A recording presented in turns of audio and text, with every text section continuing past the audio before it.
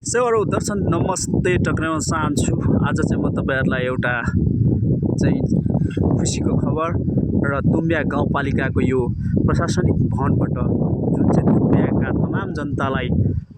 यहाँबाट चाहिँ सुशासन प्रदान गर्ने ठाउँ तुम्बिया गाउँपालिकाको प्रशासकीय भवनमा छु र नेपाल एउटा संघीय लोकतान्त्रिक गणराज्य भएको हुनाले हामी संविधानको मूल मर्मलाई चाहिँ आत्मसात गर्दै तुम्बिया गाउँपालिकाका जनप्रतिनिधिज्यूहरुलाई ज्यूहरुले चाहिँ यो एउटा ऐतिहासिक कार्य गर्नुभएको छ र तुम्बेवा गाउँपालिकामा चाहिँ यो किराँत लिपि अथवा श्रीजङ्गा लिपि यो तुम्बेवा निर्माण गरिसकिएको छ र यो जुन ऐतिहासिक कार्यको निम्ति म तुम्बिया गाउँपालिकाका अध्यक्ष श्री बाबुराम खड्का र त्यसैगरी उपाध्यक्ष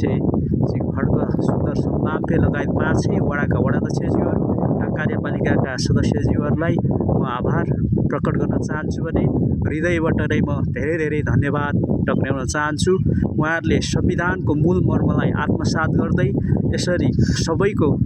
चाहिँ अस्तित्वलाई अपनत्व गर्दै अगाडि बढ्नु भएकोमा अध्यक्षज्यू लगायत सम्पूर्ण टिमलाई आभार प्रकट गर्दै यो ऐतिहासिक कार्यलाई अत्यन्तै उच्च सम्मान मैले व्यक्त गरेको छु र यो प्रशासकीय भवन चाहिँ बाट र सम्पूर्ण चाहिँ तुम्बियावासी तमाम वासीहरूलाई चाहिँ म के जानकारी गराउन चाहन्छु भने तुम्बिया गाउँपालिकामा चाहिँ एउटा ऐतिहासिक कार्यको थलानी भएको छ जस अनुरूप हामीले उहाँहरूलाई जनप्रतिनिधिज्यूहरूलाई चाहिँ धेरै सम्मान हामी व्यक्त गर्दछौँ। जुन यो ऐतिहासिक कार्य गर्नुभएको छ यो कार्यप्रति जो लाग्नु भएको छ जनप्रतिनिधिज्यूहरू तपाईहरुलाई इतिहासले ठुलो सम्मान गर्नेछ भन्ने कुरा पनि म व्यक्त गर्न चाहन्छु। यहाँ चाहिँ जुन तुम्बेवा चाहिँ पाङबे लक्चुम चाहिँ तुम्बिया भनेर तुम्बिया गाउँपालिकाको यो प्रशासकीय यसरी जुन हाम्रो संविधानको मर्मलाई चाहिँ आत्मसात गरिदिनु भएकोमा सम्पूर्ण तुम्बियाका